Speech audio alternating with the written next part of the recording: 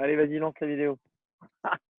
Bon, bienvenue à tous, mesdames et messieurs, en direct, Zoom, terrasse, aujourd'hui, sur la terrasse du Dacha Napakrov, qui donc ceux qui veulent nous rejoindre, nous sommes aujourd'hui avec Simon. On va vous parler d'un été en Russie avec, malheureusement, trop loin de nous, Tsar Voyage, parce que ils n'ont pas osé venir boire le rosé avec nous. Euh, Aujourd'hui, mais ils ont sûrement quelque chose à boire à côté, j'imagine, de toute façon. Donc aujourd'hui, c'est simple. On a été confinés pendant tellement longtemps. On risque de ne pas partir de Russie pour certains. Et si vous ne le savez pas, la Russie regorge de splendeur, de destinations incroyables aux portes de Moscou, même beaucoup plus loin. Je ne sais pas où Tsar Voyage et Petit Tour vont nous envoyer, vont nous faire rêver, vous allez le savoir dans l'heure qui suit. En tout cas, ce que je compte dire, c'est que je vous remercie parce que moi, je reste ici pour quelques jours encore. Je vais aller bientôt, je crois, dans l'Altaï et j'attends d'en savoir un petit peu plus par Tsar Voyage. Tout d'abord, je voudrais proposer de rester aux environs de Moscou grâce à Poutine Tour. Donc Simon, alors vous avez pu le remarquer, Simon est à côté de moi. Simon va nous parler des, des quelques petites coins paradisiaques autour de Moscou, de toutes les aventures que l'on peut faire. Et après, nous irons évidemment beaucoup plus loin. Grâce à Tsar Voyage, nous avons aujourd'hui 4 intervenants que sont Gilles, Manon, Elena, Ludmila, voilà, qui vont nous emmener dans les 4 coins de la Russie et on va voyager aujourd'hui. Donc, avec des belles présentations, des belles photos. Stay tuned. On part à côté de Moscou. Simon, qu'est-ce que tu nous proposes? Alors, Simon, peut-être que tu présentes un petit peu Poutine Tour et puis derrière, tu nous montres On ce peut qu'on peut faire faire autour de autour de Moscou. Moscou. Donc, Donc, Simon, ce Simon, qui ce est qui est intéressant, intéressant, ce ce sont sont des des petites petites balades que balades vous que vous pouvez pouvez faire faire sur sur une une journée journée sans sans avoir avoir à à dormir, dormir, quoique quoique au au bout bout d'un d'un moment, moment, avec un avec un petit petit peu peu alcool et alcool et dents. dents, on doit pouvoir se lâcher. Voilà, Poutine Tour, qu'est-ce qu'on a aujourd'hui autour de Moscou? Simon, nous t'écoutons. Voilà, alors est-ce que vous m'entendez bien? Je pense que oui. Est-ce que tout le monde voit bien la présentation? Je pense que oui aussi. Poutine Tours, donc ça fait à peu près 3 ans qu'on travaille, même si cette année ne compte pas. On propose des activités et des excursions originales à bord de nos vannes soviétiques, qui sont des anciens vannes militaires de type UAZ 452 pour ceux qui connaissent. Et donc aujourd'hui, je vais vous présenter particulièrement 4 activités, 2 excursions et 2 activités qu'on peut faire entre amis pour l'occasion d'un anniversaire, en famille, à Moscou et autour de Moscou. Voilà, donc pour commencer, on va commencer par une soirée sympa dans un monastère peu connu de Moscou, bien que l'un des plus anciens et des plus sympas du centre de Moscou, voilà, qui se trouve en haut de la rue Petrovka. Donc pour cette soirée qui commence à 20h, votre guide francophone vous accueille aux portes du monastère qui sont fermées. Le monastère ferme à 20h et nous, on y rentre. Et donc, pendant une petite heure à peu près, vous allez découvrir d'une manière un peu VIP, puisque le monastère est vide, il n'y a que nous. Vous allez découvrir chacun des lieux qui sont ouverts, qui vous sont ouverts les uns après les autres et qui regorgent de beauté, d'histoire et d'anecdotes, notamment avec Napoléon, notamment un certain miracle qui s'y serait passé. Enfin, vous avez la possibilité de découvrir tout ça. N'en dis pas trop quand même. Hein. On va rester très évasif. Voilà les lieux. Avant, à la fin de votre excursion, de pouvoir monter en haut du clocher. Alors, c'est du sport, hein, mais ça met en appétit pour pouvoir découvrir donc, les toits de Moscou en plein centre et également écouter les cloches sonner. Donc, selon la période de l'année, on a l'occasion de pouvoir y voir le coucher de soleil. Bon, en ce moment, 21h, c'est un peu tôt pour le coucher de soleil, mais ça en reste tout de même très sympa. Donc, une fois qu'on s'est bien mis en appétit en montant toutes ces marches et en les redescendant, on se rejoint dans le réfectoire des moines, qui est normalement fermé au public, mais qui pour vous sera ouvert. Donc, c'est un lieu magnifique, peint et décoré du sol au plafond. C'est là où les moines prennent tout leur repas. Et comme vous le voyez sur la table du milieu, il vous y attend également un repas simple mais très bon, euh, avec notamment des produits confectionnés dans le monastère, surtout leurs pâtisseries et leurs pains, qui sont très très sympas. Voilà, donc c'est une activité qui dure à peu près 2 heures et qui est bien pour une activité familiale ou un événement, ou tout simplement si on a marre de sortir toujours au restaurant. Est-ce qu'on peut y découvrir peut-être, je sais pas, il y a un vin spécial là-bas ou pas? Mais Alors, c'est pas on d'alcool. peut ramener du vin, éventuellement autre que le Kagor, mais oui, on peut ramener du vin s'il y a besoin. Ouais. Tiens, tu peux me passer la bouteille en attendant? En parlant de vin, c'est ça. L'activité suivante, c'est une excursion d'une journée, donc une journée typiquement russe. Et là, ça commence le matin, donc nos vannes viennent vous chercher directement chez vous, vers 9h du matin, pour vous emmener à Sergueï Posad, que beaucoup d'entre vous connaissent. Vous avez donc la possibilité de visiter ou revisiter le fameux monastère en à peu près 1 heure, avant de rejoindre un lieu très sympa et très agréable, qui est en fait un banya typiquement russe, juste au bord d'un lac. Voilà Sergueï Posad, et voilà le banya, typiquement russe, tout en bois. Donc là, vous allez avoir la possibilité de faire une session de banya de à peu près 3 heures avec un banchik professionnel. On pense souvent que le banya, c'est une activité hivernale, effectivement ça l'est, mais c'est aussi très sympa en été. C'est une atmosphère complètement différente, mais ça a également ses avantages.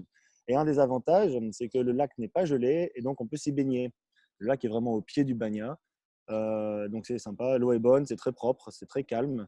Et donc on peut faire trempette avec les enfants ou avec les copains.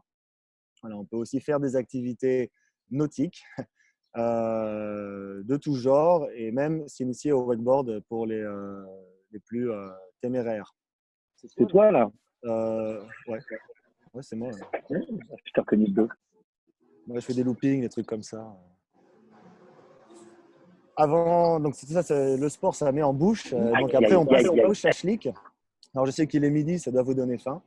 Donc il y a une sélection, il y a un restaurant qui est très très bon là-bas, et donc il y a une sélection de shashlik et de plats estivaux qu'on mange sur une terrasse entre amis avec tout ce qui va avec, en mode classique russe. Donc l'endroit est vraiment agréable, calme, propre, et le restaurant est absolument délicieux. Donc ça fait une journée de 9h du matin jusqu'à à peu près 19h du soir, vraiment sympa à la campagne, voilà, pour ceux qui n'ont pas de dacha. Maintenant, on passe sur une autre activité qui est également une activité d'une journée, mais on sort un petit peu, enfin on change un petit peu de sujet. Là, on rentre. Le meilleur pour la fin, vas-y, raconte-nous. Exactement. Là, on rentre plus dans. C'est un peu plus hardcore. Hein. On n'est pas au Bagna et au lac. Là, on est plus en mode militaire. Donc, ça commence plus ou moins à la même heure, à 9h du matin. On vient également vous chercher avec le Val militaire soviétique qui s'y porte très bien, prête très bien. Et on va donc vous emmener d'abord au Parc Patriote. Pour ceux qui ne connaissent pas, le Parc Patriote, c'est un peu le Disneyland de l'armée russe, à peu près 1 heure de Moscou. Vous allez retrouver. Il y a un petit micro qui fait du bruit là. Et donc, sur ce Parc Patriote, vous allez retrouver une exposition absolument phénoménale du matériel militaire russe, donc les canons, les armes, les hélicoptères gigantesques, tous les avions, tous les blindés, etc. Donc, il y a de quoi se balader. Surtout, ce qui est intéressant, c'est que c'est très bien mis en scène. Donc, même ceux qui sont allés voir le Parc Patriote il y a, disons, 1 an ou 2, c'est bien d'y retourner parce que tout a changé et ils l'ont vraiment bien aménagé. On sent que le patriotisme bat son plein. Donc là-bas, vous allez visiter pendant à peu près 1 heure ce lieu fantastique, et vous allez aussi avoir la possibilité d'essayer, d'apprendre en tout cas, à piloter un tank T-80 dans le simulateur officiel de l'armée russe. Donc c'est vraiment ce que les gens utilisent, ce que l'armée utilise pour former leurs tankistes. Donc voilà ce que vous allez pouvoir voir, des énormes hélicoptères qui font 5 étages de haut, Et ensuite, donc on va aller un peu plus loin. On quitte le parc Patriote, on va encore un peu plus loin sur une base un peu spéciale. Vous allez pouvoir passer le reste de l'après-midi avec des instructeurs de l'armée russe qui n'ont rien à envier aux instructeurs de l'armée américaine, pour ceux qui ont vu Full Metal Jacket, etc. Vous allez donc vous déguiser, si je peux me permettre, en soldat russe et commencer à faire une petite balade de santé sur un tank. Donc comme le groupe est en train de faire sur la photo, avec des activités un peu surprises sur la route. Celle-ci, par exemple, si vous regardez bien, vous allez plus ou moins comprendre ce qui s'y passe, mais on n'en parlera pas plus. D'autres activités, comment dire, Un peu plus édulcoré. voilà. Une petite question. Les enfants, c'est à partir de quel âge ces activités-là? Alors, on accueille les familles et les enfants peuvent venir à n'importe quel âge. On en parlera tout à l'heure. Tout ce qu'on fait est très bien encadré, sécuritaire, il n'y a pas de danger. Et on a eu des enfants qui venaient qui avaient 6-7 ans. Ouais. Donc, Pour petits et grands, exactement. Il n'y a pas de limite d'âge. Donc voilà, par exemple, vous avez l'activité, ça c'est le parcours du parcours combattant, on dirait. du combattant, la décontamination Covid. Voilà, c'est sympa et ça dynamise. Ensuite, vous passez sur une activité masterclass sur les armes russes. Donc, vous allez apprendre un peu l'histoire de tout un panel d'armes russes pré-guerre et après-guerre. Vous allez apprendre à démonter forcément une Kalachnikov et la remonter, puisqu'il n'y a pas un seul Russe qui ne sait pas le faire. Donc, pourquoi est-ce que nous, on ne saurait pas, on n'apprendrait pas? C'est appris dans les écoles, je crois. Exactement. Et nous, on est un peu nuls, Heureusement, mais on en faut qu'on oubliait. apprenne. Et ben voilà, si tu souhaites rafraîchir la mémoire, bienvenue. Après, forcément, on passe à l'activité tir. Et je rappelle que c'est du tir à balles à blanc, ce qui permet de tirer en rafale et des choses qu'on ne pourrait pas faire à balles réelles, et surtout ce qui permet aux enfants et aux jeunes de pouvoir profiter également. Donc, c'est avec un panel d'armes de votre choix, voilà, parce que vous avez toujours pu rêver. Et de l'autre côté, il y a quelqu'un qui fait un trou dans la cible. On tape toujours au centre. Exactement. Non, on leur dit qu'en fait, on leur explique qu'ils n'ont pas réussi à mettre une seule balle dans la cible, c'est pour ça qu'il n'y a pas un trou. Enfin, tu revois ton marketing. Et donc, on termine par quelque chose. Donc là, c'est beaucoup plus dur de manquer la cible. On tire une fois au bazooka. Il paraît que ça détend. Hein. Voilà, on est heureux à la fin. À blanc. Et ça, c'est à blanc aussi. Voilà. Donc, les enfants le font. On a des protections pour les oreilles obligatoirement. C'est bien encadré. Et il n'y a aucun souci. Et ça plaît, et ça fait déconner, et ça surprend. Voilà. Si vous voulez, par contre, tirer à balles réelles, c'est également possible. Donc, on appelle ça 45 minutes de pure adrénaline, parce que pour ceux qui l'ont fait, c'est quand même quelque chose qui prend aux tripes. Et pour ceux qui ne l'ont pas encore fait, qui ne l'ont jamais fait, je conseille quand même une fois dans sa vie d'essayer, pour plein de raisons. Une fois dans sa vie d'essayer de tirer à balles réelles, même si on n'est pas fan d'armes à feu, hein, c'est mon cas. Mais c'est quand même une expérience intéressante. On voit ça à la télé tout le temps, dans les films tout le temps, et c'est bien de l'avoir vécu une fois quand même. Surtout d'une manière encadrée et sécuritaire, comme ici.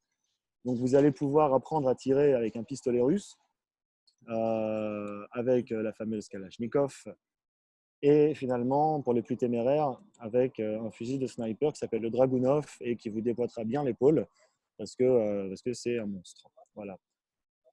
Et donc, c'est une activité sympa et pleine c'est une petite aventure de 45 minutes pour toute la famille, mais quand même à partir de 18 ans cette fois. Voilà. Si vous souhaitez plus d'informations, je vous invite à me contacter. Donc, mon numéro de téléphone est inscrit sur la présentation, ou sinon, tout simplement, rendez-vous sur le site putintours avec un s.com. Vous retrouverez toutes les informations et tous les détails sur ces quelques activités. Très bien, très bien. C'est très intéressant. Alors, très intéressant de savoir qu'on peut y aller aussi avec les enfants. Évidemment, pour certaines personnes qui restent ici en Russie. En tout cas, magnifique présentation. Ça donne envie d'y aller. Sans alcool, bien entendu.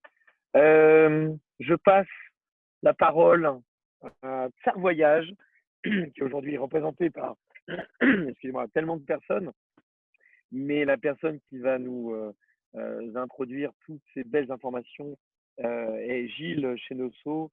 Est-ce qu'on présente encore Gilles? Oui. Oh, c'est un ami, avant tout. Depuis de tellement d'années, voilà. Gilles et toutes ces expériences que tu vas donc qui va nous faire partager. Gilles, je te donne la parole. Dis-nous tout. Merci. Alors, pour une fois, je vais être tout à fait discret et pas parler très très longtemps, parce que je vais passer rapidement la parole à mes camarades. Simplement en introduction, je voulais dire que effectivement, ce confinement a été long, compliqué et difficile, et que pendant cette période, on a néanmoins réussi à faire voyager quelques résidents à Moscou dans des maisons autour de Moscou où ils ont pu passer un confinement à la campagne et plus tranquille. Et maintenant que ça s'ouvre un peu, ben, effectivement, il y a cette problématique de va-t-on pouvoir rentrer en France et revenir, ce qui n'est pas très très évident pour nos expatriés. Donc la demande est grande pour dire ben, profitons de ce moment exceptionnel pour découvrir la Russie, ce qu'on n'aurait peut-être pas fait à d'autres moments, puisqu'on a souvent plutôt envie de repartir, voir la famille en France et tout ça. Mais là, c'est une bonne occasion avec des éléments notamment très favorables, c'est le fait de l'absence de touristes étrangers et je sais que je ne devrais pas le dire, mais surtout l'absence de touristes chinois. Et donc, ce qui permet d'avoir les musées pour soi, d'avoir un aspect beaucoup plus authentique de la Russie où on n'a pratiquement que des Russes. Donc, c'est vraiment très agréable. Alors, la chose qui est importante, c'est où partir, bien entendu, et quelles sont les restrictions. Alors, là, vous voyez, les régions dont on va vous parler aujourd'hui, vous voyez qu'on en a en vert et qu'on en a en orange. Pourquoi? Parce que celles en vert sont des régions qui sont complètement ouvertes, dont les musées sont pratiquement tous ouverts, la plupart seront complètement ouverts la semaine prochaine. Voilà, il n'y a pas de restrictions particulières. Sur les autres, notamment le Nord-Caucase et puis l'Altaï, il y a pour l'instant encore quelques restrictions, mais qui devraient être levées le 15 juillet. Donc c'est pour ça qu'on a préféré le laisser en orange. Et évidemment, nous suivons de très près toutes les évolutions et toutes les ouvertures ou les restrictions. Et donc, au moment même où vous allez vous décider pour un voyage, nos managers, donc, qui sont là d'ailleurs, Julia et Vika, vous donneront des renseignements exacts au jour le jour, pour savoir si c'est possible ou non. Voilà. Bon, en fait, on est à peu près confiant, on sait que tout ça va s'ouvrir dès après le 15 juillet et surtout en août. Donc, c'est pour ça qu'on vous propose aussi ces directions. Alors, je vais rapidement passer maintenant la parole à nos intervenants, dont a commencé à l'honneur de la fondatrice de Tsar Voyage, c'est pas Elena Lardy, que je pense qu'à peu près tout le monde connaît, voilà, et qui va nous parler plus spécifiquement des alentours de Moscou et avec un focus sur deux choses. D'une part, sur le glamping, elle va vous expliquer ce que c'est si vous ne connaissez pas ce concept, et la région de Seliger, qui est une région extraordinaire. Donc, Elena, c'est à toi. Merci beaucoup. Merci à UFE d'avoir proposé cette opportunité. Merci à tous ceux qui ont déjà voyagé avec nous pendant cette période et qui ont beaucoup voyagé pour voir les régions, justement, les quartiers autour de Moscou. Parce que, les hébergements autour de Moscou, tout le monde connaît. Bon, c'est des lieux qui étaient pris d'assaut pendant la période d'isolation. Énormément de personnes ont souhaité changer d'air et quitter Moscou pour découvrir nord, sud, est, ouest.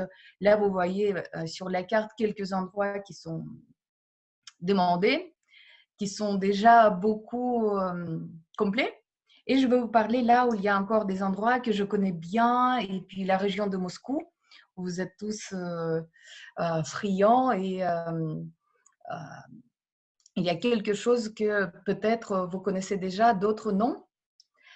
Et le slide suivant, je vais vous montrer Изумрудный лес, Alexina, Istra, Яхонты, des endroits que je vous propose, que je vous montre, c'est plutôt des cottages ou des maisons, des izbas, dans le style russe, qu'on peut louer à plusieurs, en famille ou à deux, pour le week-end romantique.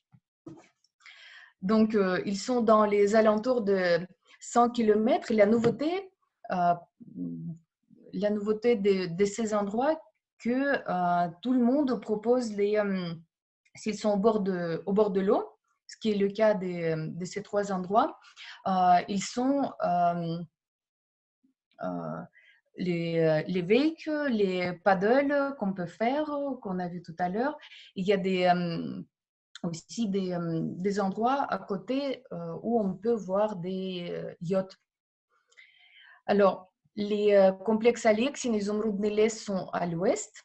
Il y a encore des disponibilités pour cet été. Et Yaxante, il y a encore des disponibilités pour cet été avec la piscine et le wellness center. Sur le slide suivant, les cottages d'Ugra et le complexe Kolkunova, qui sont un peu plus loin de Moscou. La nature est encore plus sauvage et les deux endroits présentent des dachas et des cottages. Il y a encore des places, donc on peut toujours y aller et louer une maison pour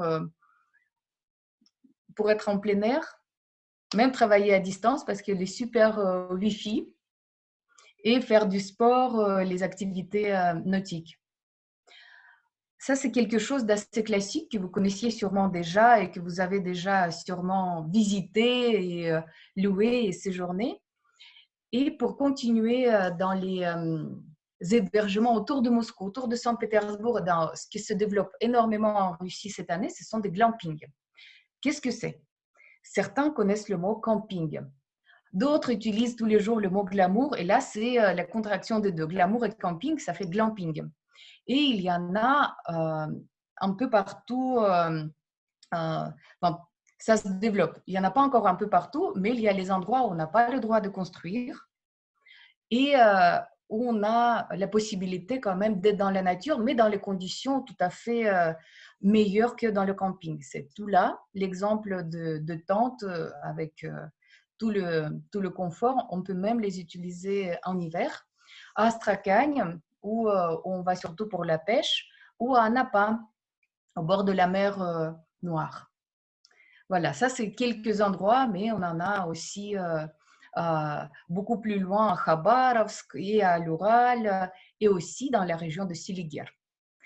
Certains de vous… Elena, si je peux me permettre, si je comprends bien, ce n'est pas uniquement des magnifiques endroits où on peut aller, mais vous proposez aussi la possibilité de tout organiser pour y aller, que ce soit avec des bus, du train et tout ça. Merci Yann, tout à fait. Alors c'est tout c'est un petit séjour de 2 jours ou un séjour un peu plus long de 5 jours que vous pouvez organiser avec nous, donc avec le transport tout à fait, avec les activités. Il y a, dans certains endroits, il y a des cafés ou même des restaurants, ou bien il y a une petite cuisine d'été à côté de glamping. Ce sont des campements de glamping dans les endroits plus reculés où vous pouvez être avec tout le confort, mais dans la nature et être vraiment en connexion avec la nature. C'est ça le concept de glamping. Et bien sûr, avec le transport et les activités qu'on peut vous proposer à côté. La région de Siligir, que j'aime beaucoup, qui se trouve entre Moscou et Saint-Pétersbourg, facilement d'accès depuis les deux villes, depuis les deux capitales. C'est à 400 km seulement de Moscou, mais vous pouvez accéder en 4 heures. Pourquoi? Parce qu'il y a le chaussée de Novaya Riga ou la chaussée de Leningrad qui est super et très, très moderne. Donc, il n'y a pas de souci pour y aller avec sa voiture, avec la voiture de location ou avec un transfert qu'on vous réserve. Pourquoi la région de Siligir? C'est connu pour le tourisme sauvage depuis l'Union soviétique. Le tourisme sauvage est un petit peu dépassé maintenant. Il y a des paysages absolument magnifiques. C'est la région des lacs d'origine glaciale, on dit. Et le paysage est c'est vraiment pittoresque, les bords, il y a beaucoup d'activités nautiques. La source de la Volga se trouve dans cette région de Siligir. Et donc, il y a aussi un endroit, Nilovo Pustin, c'est des lieux sacrés, comme il y en a toujours, il faut en avoir en Russie dans les endroits les plus jolis. Des paysages que vous voyez, ce sont des lacs antérieurs, à part le lac Siligir qui fait 260 km, qui est le plus grand, il y a plusieurs petits lacs intérieurs. Vous voyez l'exemple de jolis paysages que vous pouvez voir là-bas. Alors, où est-ce qu'on peut aller? Il y a un glamping qu'on a repéré et que je voudrais vous proposer sur un petit lac qui s'appelle Sig. Voilà l'exemple de glamping qui rentre bien dans le paysage, dans la nature, parce qu'il y a toutes sortes de glamping sphériques pour les régions plus, disons, froides, comme les presqu'îles de Kola. Celui-là, sur le lac de Sig, permet d'avoir sa propre terrasse, avoir une petite cuisine à côté et, toutes les commodités à côté aussi. Dans cet hébergement, complètement dans la nature, dans le glamping, les activités et les curiosités sont très accessibles. Il y a cette Et là, on est possibilité. au milieu de nulle part. Là, on est au Elena. milieu de la forêt au bord du lac Sig. Incroyable, incroyable. Donc, il y a cette possibilité d'être dans la nature à Siligir, ou bien un endroit un peu plus chic que vous pouvez choisir également. C'est un endroit, c'est des sommets de Siligir, l'Ivershina, où il y a même un restaurant gastronomique avec la vue sur le lac. Incroyable, c'est plutôt un vrai confort de 4 étoiles dans le style russe. Il y a des cottages, un des exemples est là sur la photo, dans l'hébergement traditionnel russe avec bien sûr tout le confort et des trekking, des promenades que vous pouvez faire depuis cet endroit. Donc, les deux possibilités de lac Siligir, mais il y en a plein d'autres que je peux vous raconter et que Vic et Yul, ici présentes, pourront vous proposer. Les forêts de Siligir sont connues pourquoi? Parce qu'ils sont complètement connus par ce tableau que vous connaissez. Ce sont des oursons de Shushkin. Et la forêt de Siligir, c'est exactement la forêt qui est représentée sur ce tableau. Voilà. Je vous remercie. Est-ce qu'on aurait la chance de voir les petits oursons? Tous les oursons sont partis au Kamtchatka. C'est un autre voyage que je vous proposerai. Ils sont un petit peu peureux maintenant. Ils se cachent très profondément s'il y en a encore dans les forêts de Siligir, mais surtout à Kamtchatka. C'est une autre histoire à laquelle je vous inviterai un peu plus. Hâte d'écouter cette histoire. Merci énormément, Elena. Donc, tu passes la parole, c'est ça, à Saint-Pétersbourg. À Saint-Pétersbourg, Ludmila. Ludmila, qui va nous parler de Saint-Pétersbourg et de la région de Leningrad et jusqu'en Carélie. Ludmila, nous vous écoutons. Bonjour tout le monde, je suis ravie de vous pouvoir inviter à Saint-Pétersbourg et la région de Leningrad qui sort maintenant du confinement. Et c'est vraiment, cette année nous a donné une chance de voir la ville sans horde de touristes, ville comme elle est, et un beau musée sous le ciel ouvert. Saint-Pétersbourg, vous le connaissez bien sûr, est une ville septentrionale qui jouit des effets des nuits blanches. D'habitude, on croit que cette période ne dure qu'un mois. Bien sûr que le mois de juin, c'est le mois le plus éclairé, quand la nuit ne tombe pas du tout sur la ville. Mais les effets des nuits blanches, ça continue jusqu'à la fin d'été. La nuit ne tombe que vers 10 heures du soir. Et comme ça, vous pouvez profiter de la ville, de cet éclairage magique. Les occasions de faire la fête ne manquent pas. On peut admirer l'ouverture des ponts à partir de 1h du matin. On peut faire les promenades sur les rivières, sur la majestueuse Neva.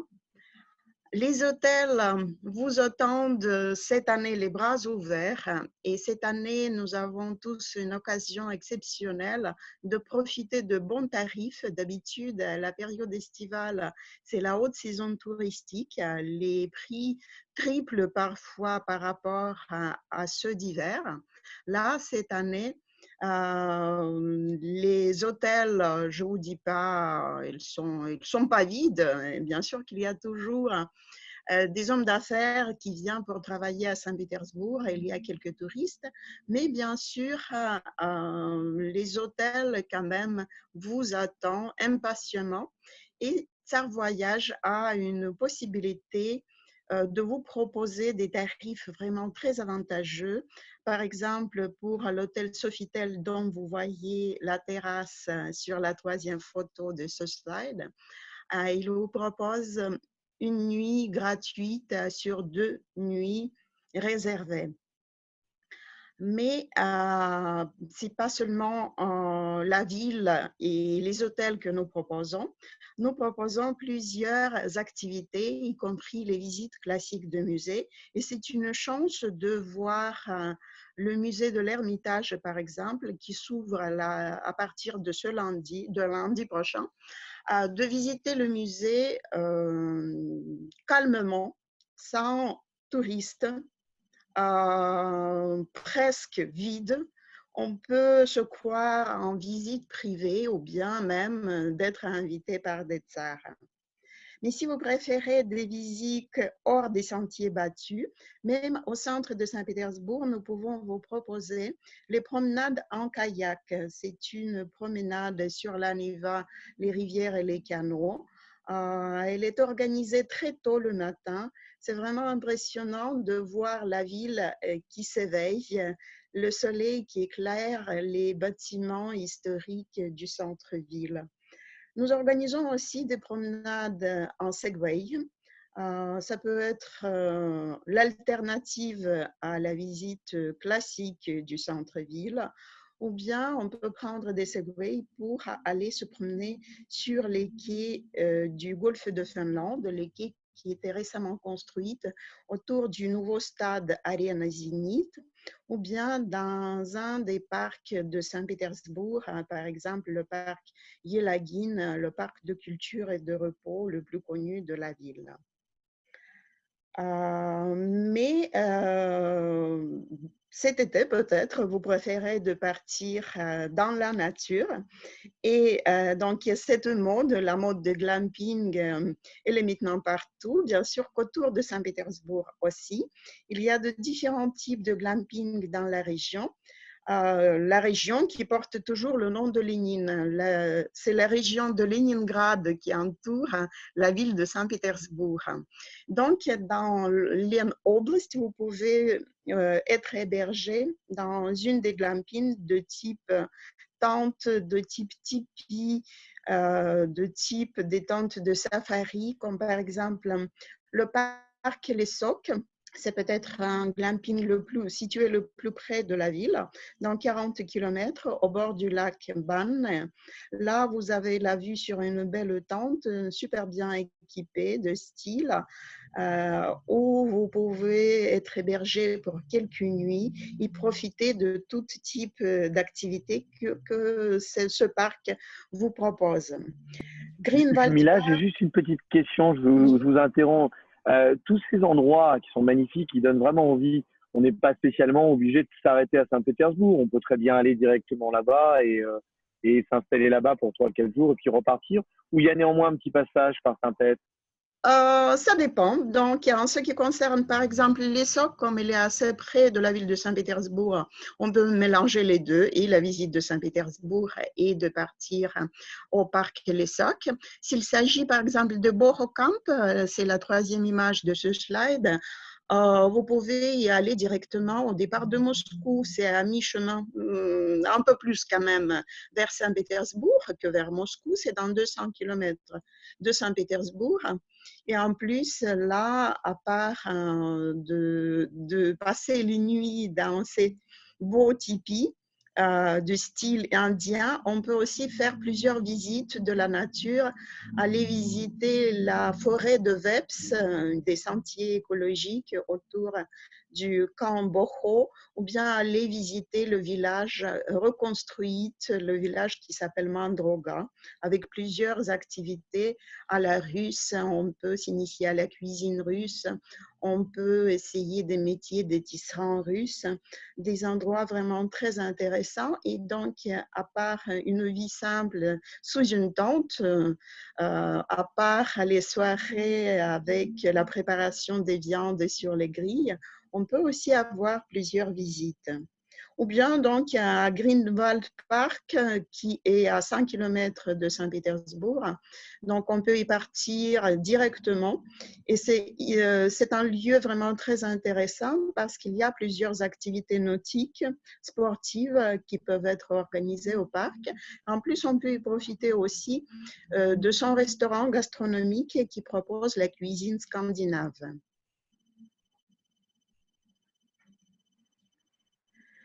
Mais quand même, si vous préférez d'être plus près de Saint-Pétersbourg et dans la nature en même temps, nous proposons des hôtels qui sont situés dans des environs de la ville.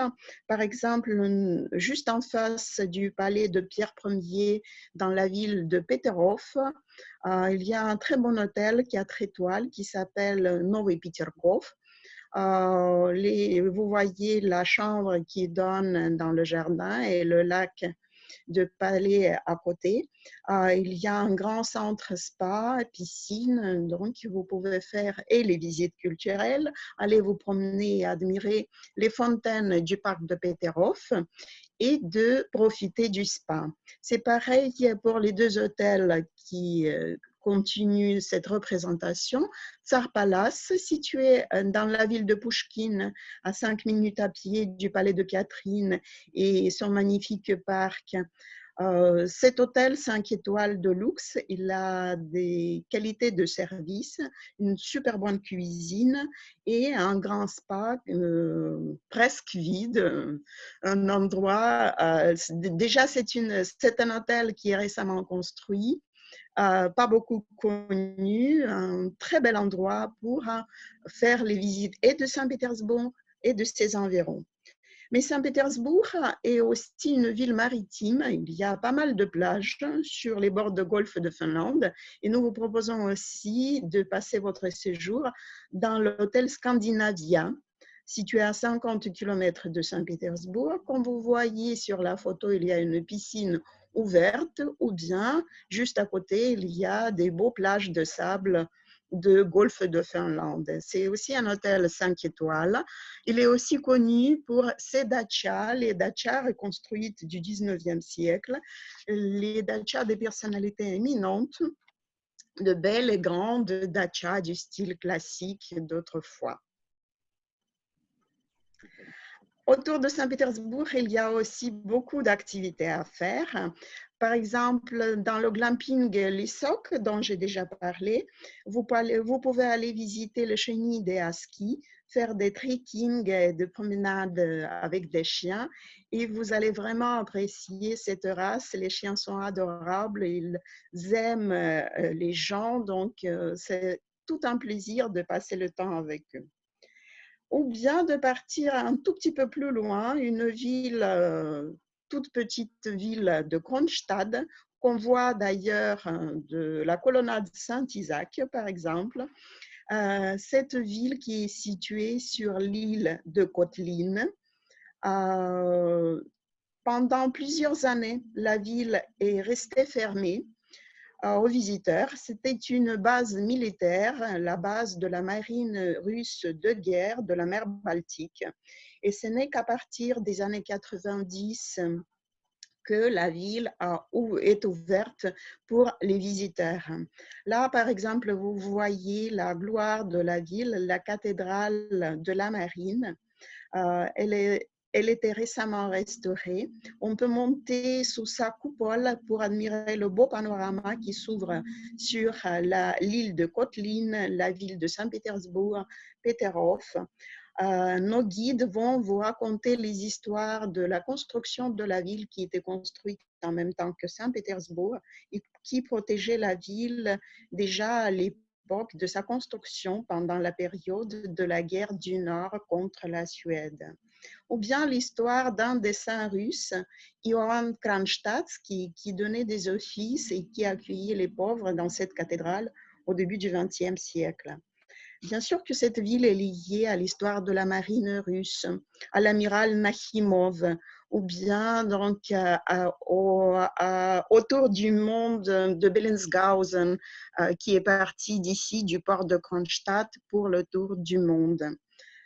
S'il s'agit par exemple de la route vers Sestroretsk, la route vers l'hôtel Scandinavia, on peut s'arrêter à mi-chemin et faire une halte à la dacha de Répine, peintre russe, un des plus connus de la fin du 19e, 20e siècle. Visiter sa dacha récemment restaurée, voir comment vivaient les datchniks, les habitants de ces résidences estivales en été. Écouter l'histoire de Répine, comment ils mangeaient, comment ils invitaient les personnalités éminentes russes, dont Fyodor Chalapin, célèbre basse. Par exemple, Répine, il était végétarienne, ce qui est vraiment intéressant. Ils accueillaient ses amis, soi-disant en self-service. Chacun qui arrivait ouvrait la porte lui-même, il sonnait à la cloche, il annonçait son arrivée. À la table de Répine, chacun se servait lui-même. Il y avait une table à la chinoise avec un plateau qui tournait. Et toutes les autres histoires, et donc même les tableaux que Répine a peints dans sa dacha, dans son atelier, vous voyez sur la photo la verrière de son atelier, vous seront racontés par nos guides. Saint-Pétersbourg, c'est aussi la région où commence l'immense forêt nordique, et la Carélie, c'est déjà au nord de Saint-Pétersbourg. Nous vous proposons de partir pour la ville de Vyborg, qui est dans 200 km à peu près de Saint-Pétersbourg, une ville unique pour la Russie. Comme vous connaissez bien, les principales constructions en Russie elles étaient faites en bois. Très peu de bâtiments étaient faits en briques. Seules les églises nous sont venues du XIIe, XIIIe, XIVe siècle, de l'époque médiévale. Et Vyborg, c'était une ville qui était construite en pierre. D'ailleurs, cette ville, fondée en 1293, il passait de main en main. Il était finlandais, suédois, et finalement, il est devenu russe, plutôt soviétique, après la Seconde Guerre mondiale. Et depuis, on mène des grands travaux de reconstruction. La ville dont le centre, c'est un centre historique sous la protection d'UNESCO. Vous pouvez y visiter le beau château, comme j'ai déjà dit, unique, le château de Vyborg, datant du XIIIe et XIVe siècle, récemment construit. La maison du bourgeois, datant du XVIe siècle, la place centrale de la ville, c'est une vraie merveille médiévale. C'était la place du marché, avec son marché, la tour ronde, quelques trattoria ou bistrots de l'époque. C'est vraiment une visite très intéressante à faire et différent de ce que vous allez voir à Saint-Pétersbourg. Dans la région encore plus au nord et déjà dans la région de Carélie, vous pouvez aller visiter le lac Ruskiala. On l'appelle lac, mais c'est un lac artificiel. C'était une ancienne carrière d'extraction de marbre. Et c'est ce marbre blanc de Carélie qui décore plusieurs palais et châteaux de Saint-Pétersbourg et de ses environs. L'eau turquoise impressionne vraiment, c'est la visite de la nature, la visite de l'histoire et de l'apparition de ce lac. On visite aussi des grottes, il y a beaucoup d'activités sportives et en plus, vous pouvez aller à Ruskiala en train rétro. Et pas seulement de Saint-Pétersbourg, on peut partir de Moscou en direct avec le train de nuit et le train rétro ensuite prise dans la ville de Sartavala pour aller à Ruskiala. En ce qui concerne Konevets, vous connaissez tous sans doute la célèbre île de Valaam, tellement aimée par notre président Poutine et le patriarche russe Kirill, qui viennent bien souvent.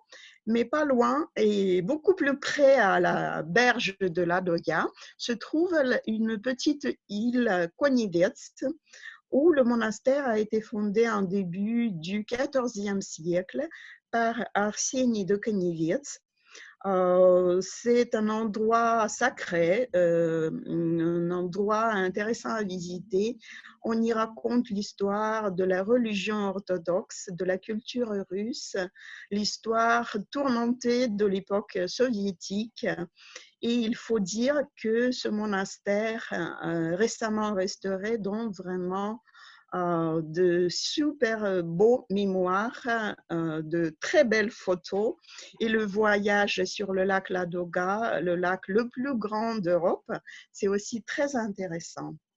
Voilà, je vous invite donc de voir Saint-Pétersbourg, classique, les visites incontournables, les environs de Saint-Pétersbourg. J'espère que vous avez admiré la région de Carélie. Et si vous avez des questions, ou bien si vous avez déjà envie de partir, n'hésitez pas. Merci Ludmila. Écoutez, nous sommes partis au nord et ça a l'air très très intéressant. J'imagine qu'il y a encore plus d'informations sur votre site internet au cas où les gens n'ont pas été déjà subjugués par toutes ces informations. En tout cas, on voit que vous connaissez bien le sujet et ça nous fait plaisir. Je crois qu'on passe la parole à Manon qui va aller un petit peu plus à l'est apparemment. Tatarstan, l'Altaï, la Caucase russe. Manon, nous t'écoutons. Bonjour à tous, merci d'être là. Alors, ça fait déjà 4 ans et demi que je vis en Russie et ça m'a donné l'occasion de pas mal sillonner le pays. Donc, j'ai sélectionné quelques destinations à mettre en avant aujourd'hui pour vous donner envie de découvrir un peu plus la Russie. Alors, on va commencer par des destinations relativement classiques. Pourquoi classiques? Parce que vous les connaissez sans doute déjà et parce qu'elles sont relativement accessibles depuis Moscou, comme par exemple l'Anneau d'Or. On y va très facilement en train ou en voiture. L'avantage de cette région, c'est qu'on peut y faire des séjours de 2 jours à 1 semaine en fonction de vos disponibilités et vos envies. On a des séjours classiques de 2 jours, comme par exemple à Vladimir et Souzdal. On peut poursuivre ensuite avec Rostov-le-Grand et Yaroslav, qui est la capitale et la plus grande ville de l'Anneau d'Or. Ou bien, si vous êtes vraiment motivé et que vous aimez beaucoup les monastères, on peut faire un grand tour de l'Anneau d'Or et voir un peu toutes les villes. Mon coup de cœur, personnellement, ça reste Plios. C'est une toute petite ville, un petit village pittoresque tout au nord de l'Anneau d'Or, un peu perdu et souvent ignoré, mais qui donne sur la Volga, qui est absolument sublime, particulièrement, je trouve, à l'automne.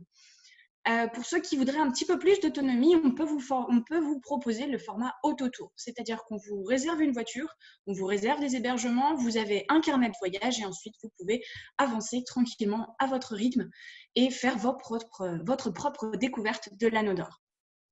La deuxième destination classique qui est assez chère à mon cœur, c'est le Tatarstan et sa capitale Kazan, qu'on relie depuis Moscou très facilement, soit en avion, soit en train de nuit. Kazan, ça a vraiment été, depuis déjà plus de 4 ans, un gros coup de cœur et j'ai plaisir à y retourner très souvent. C'est une ville cosmopolite où on retrouve à la fois l'orthodoxie, l'islam. Bien évidemment, il y a son Kremlin qui domine la Volga avec la grande mosquée bleue que tout le monde connaît. Donc, prévoyez au moins 2 jours à Kazan pour vraiment prendre le temps de profiter de la ville, de découvrir les plats locaux comme le tchak-tchak. Mais si vous décidez de faire une découverte un peu plus approfondie de la région, je vous conseille de rester quelques jours supplémentaires pour découvrir d'autres endroits superbes, comme par exemple le monastère Raïfa qui est au bord d'un lac turquoise, ou encore la presqu'île de Sviajsk qui est sur la Volga avec également un monastère, ou encore, pour ceux qui sont fans d'histoire, le village tatar de Bolgar, également sur la Volga. C'est un peu le thème dans la région et qui a un véritable musée à ciel ouvert qui vous permet de faire un grand bond dans l'histoire. Mais aujourd'hui, je préfère vous parler des destinations un peu plus nature et aventure parce que personnellement, c'est ce qui m'intéresse le plus. Ce sont des destinations qu'on connaît moins, qui sont plus loin, dont on rêve et où généralement la nature est beaucoup plus sauvage qu'aux alentours des grandes villes. Ces destinations un peu sauvages en Russie, elles sont très nombreuses. C'est pourquoi j'en ai sélectionné 3 aujourd'hui. La première, et c'est un peu celle qui est à la mode, c'est le Caucase russe, qu'on appelle également le Caucase du Nord, en opposition au Caucase du Sud, c'est-à-dire la Géorgie, l'Azerbaïdjan et l'Arménie. Donc le Caucase russe est composé, comme vous pouvez le voir sur la carte, de plusieurs petites républiques et régions. Donc, c'est une région en total qui est assez petite à l'échelle de la Russie, mais qui concentre un nombre incroyable de paysages montagneux superbes entre le mont Kazbek et le mont Elbrus et de nombreuses villes thermales.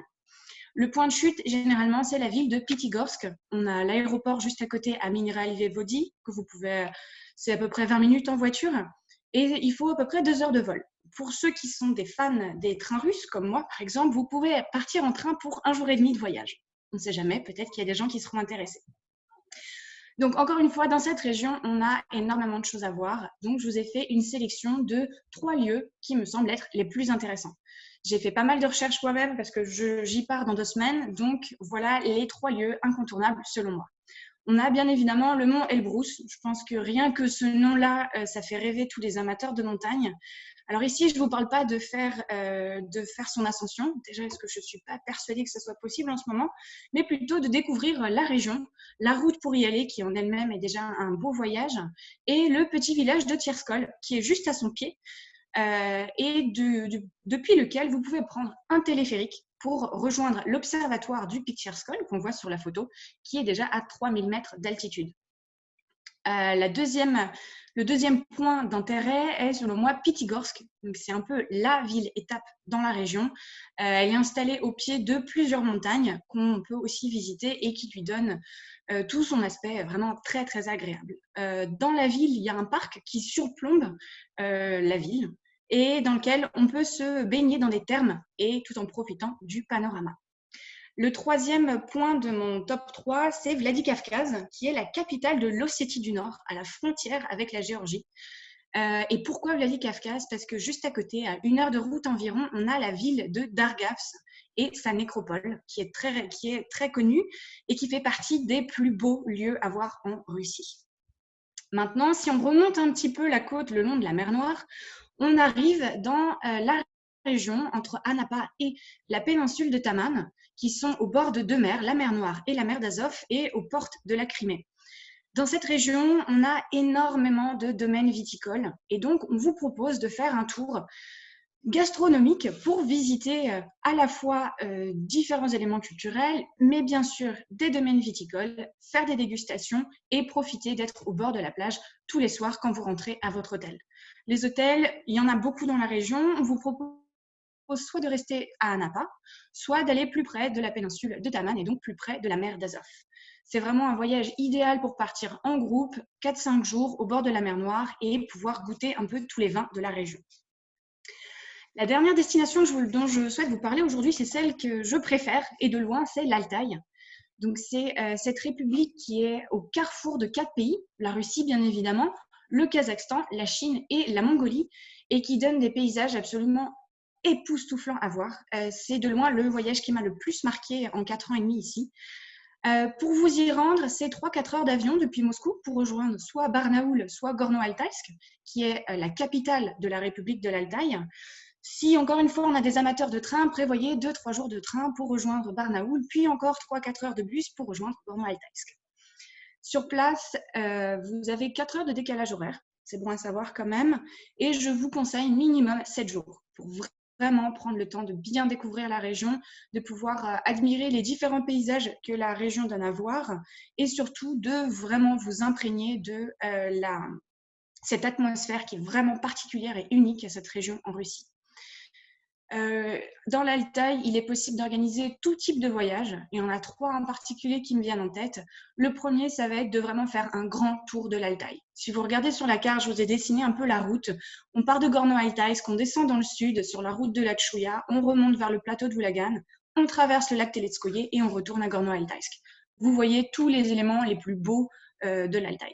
Pour ceux qui veulent un voyage un peu plus sportif et aventure, on peut faire des trekking de plutôt 12 jours, 12-13 jours, soit autour du plateau d'Oulagan, on a un grand parc naturel par là-bas, soit dans le sud de la région, vers le mont Belloura. Ou enfin, pour ceux qui souhaiteraient quelque chose de plus calme, plus posé, mais vraiment typique, on peut organiser des séjours chez l'habitant dans la région de Chemal, dans un petit village, et donc de vivre comme les locaux dans un petit village au bord de la rivière. Encore une fois, dans l'Altaï, il y a des millions de choses à voir, mais je vous ai sélectionné les 3 plus beaux endroits à voir. Ceux qui, moi, personnellement, m'ont le plus marqué quand j'ai fait mon voyage là-bas. Le premier, c'est le lac Téléskoye. C'est le symbole de l'Altaï, l'un des lacs les plus profonds au monde et le plus grand de la région.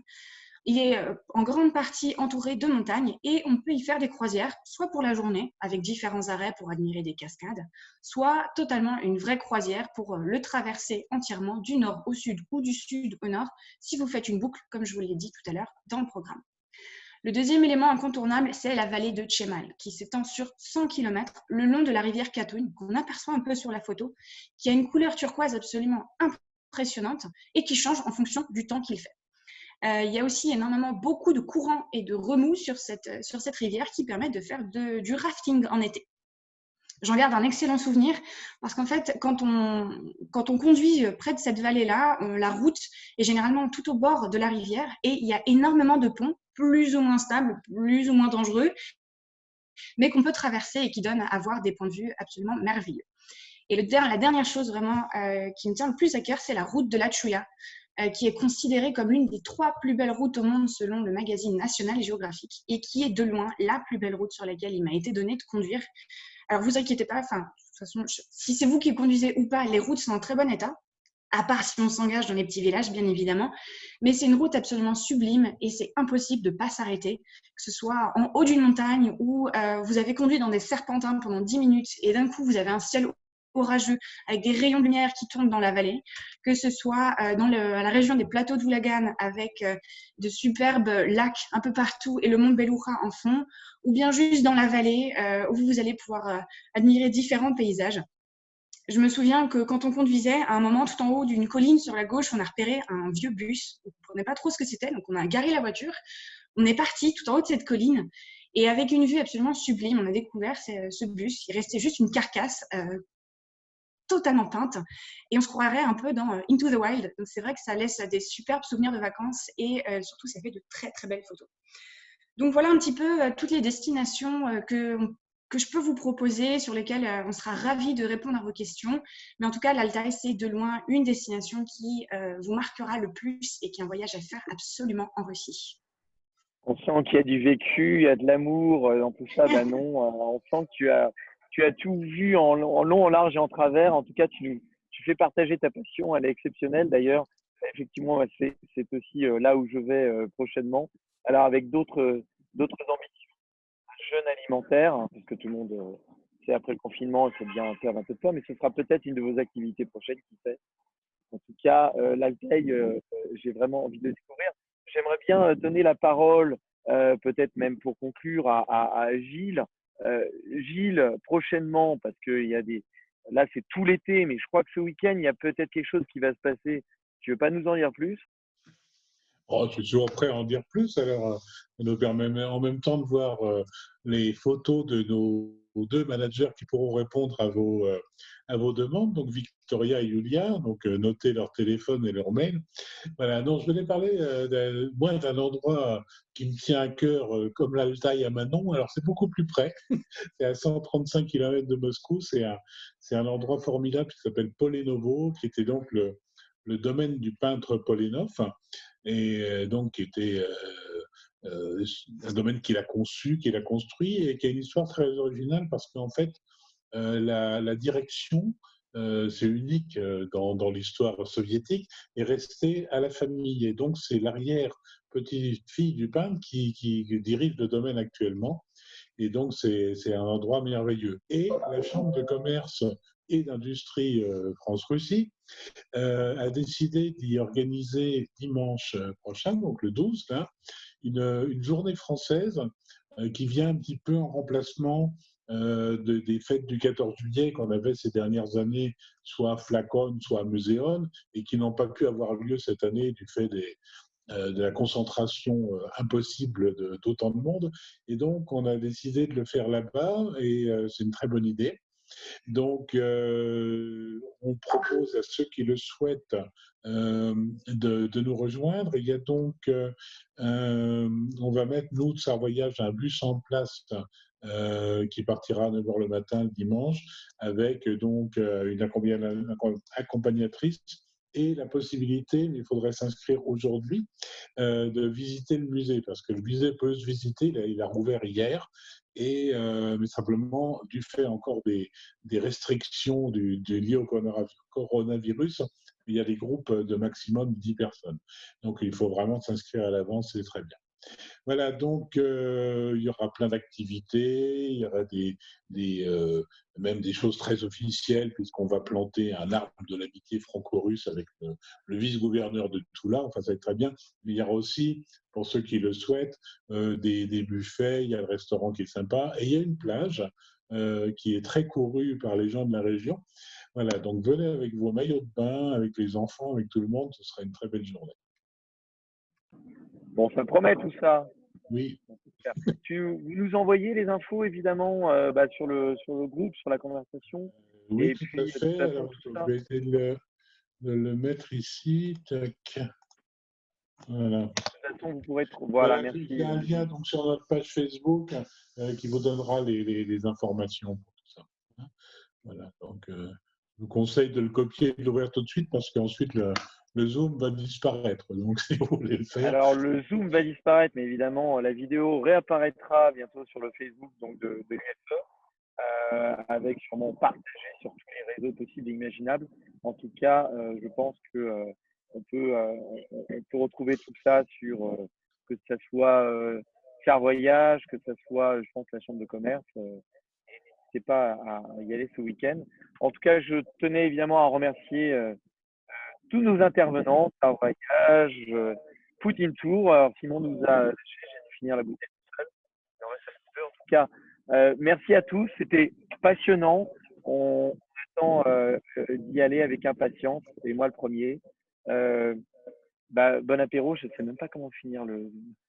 En tout cas, je suis à la terrasse. Il y en a qui veulent nous rejoindre. Merci encore à tous et à très bientôt. Bravo. Bon été.